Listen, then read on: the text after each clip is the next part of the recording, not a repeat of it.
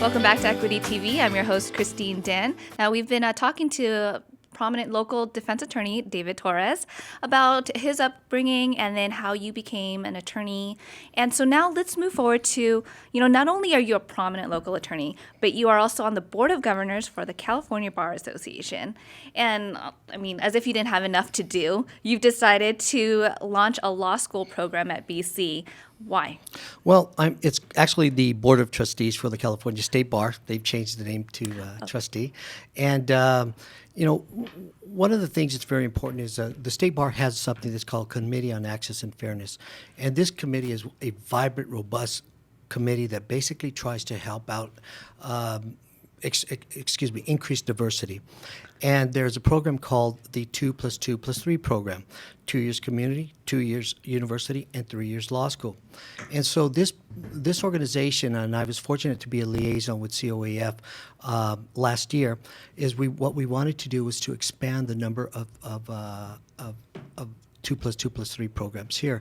And Bakersfield was fortunate to be a beneficiary of their generosity.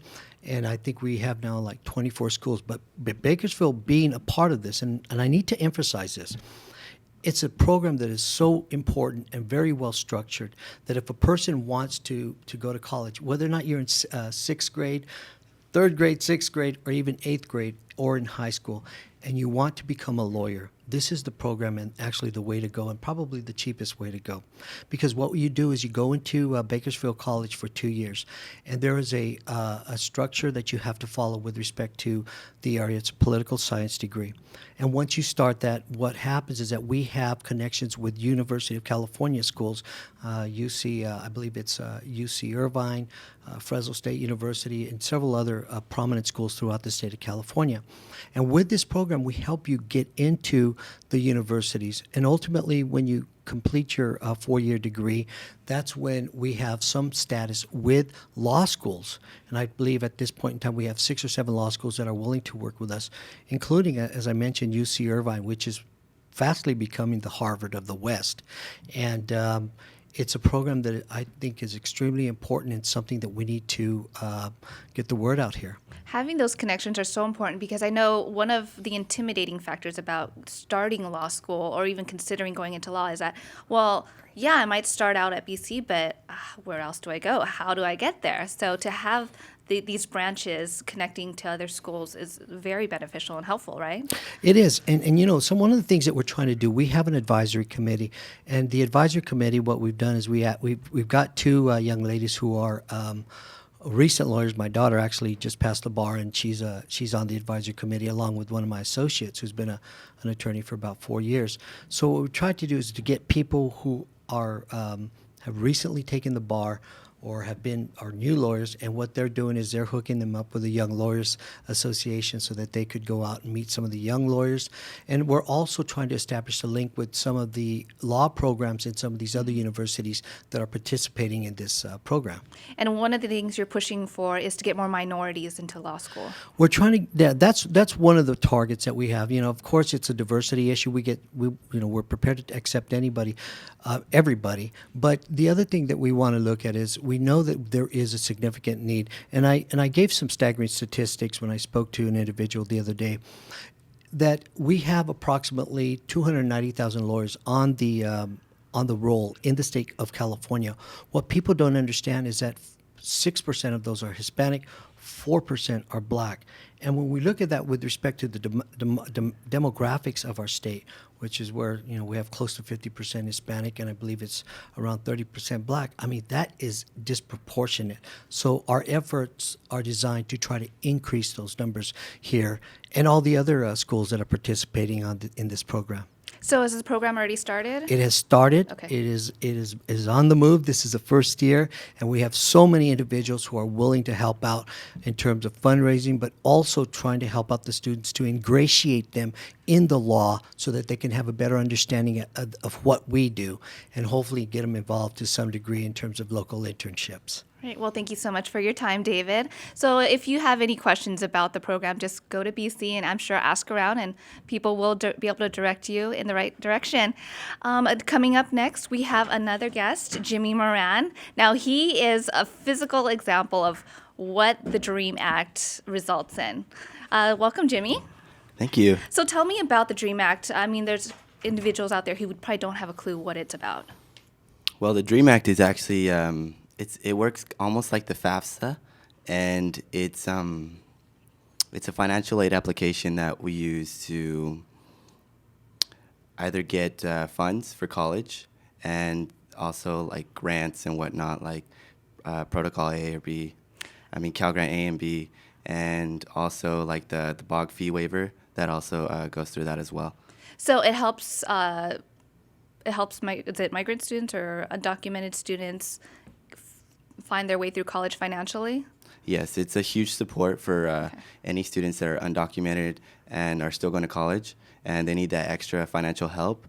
That Cal Grant is right there. That DREAM Act is right there to help them. It also kind of gives you guys like a little safety cushion, right, in terms of legal status? Most definitely. So yes. can you explain that a little bit? One more time again. I'm sorry. How that has helped you, because I know you were undocumented. How was your life? Actually, let's go to that. How tough was it to juggle, you being afraid because of your legal status and then wanting to go to school and pursue your dreams? Well, honestly, it was a big battle between just kind of staying on the low and just kind of being secretive about my status as far as not being a citizen.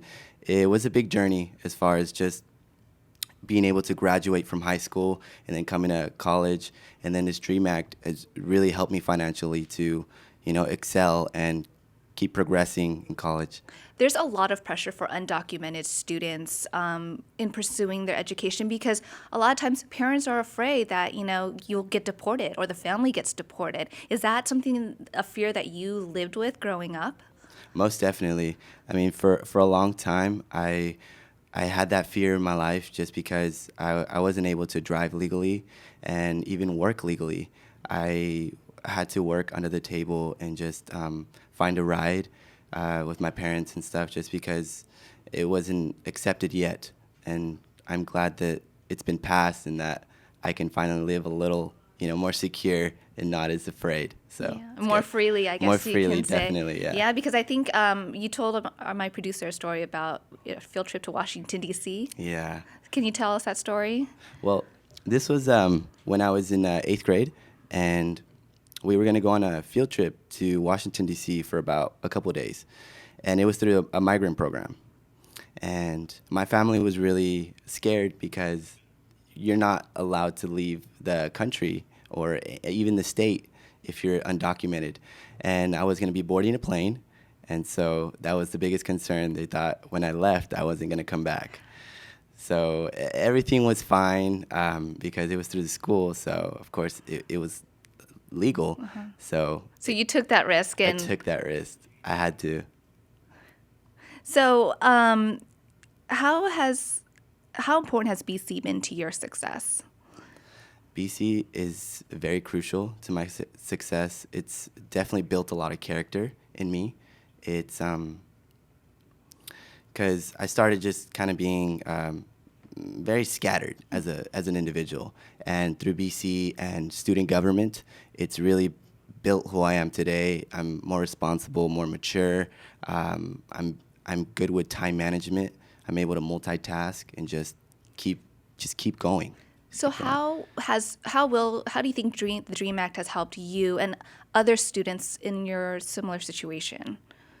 It's definitely helped us because, of course, financially, the scholarships that the DREAM Act is able to give us, and just I feel like it's given us a hope as far as to keep going, and that nothing, don't give up. Just the fight is still going on, and just keep believing that in the future everybody will be a citizen.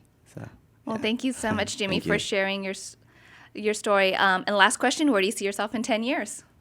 In 10 years, I see myself either as a politician or a psychologist of some sort. Oh, wow. Well, Yeah. we wish you the best of luck to that. Keep you. going, keep pushing.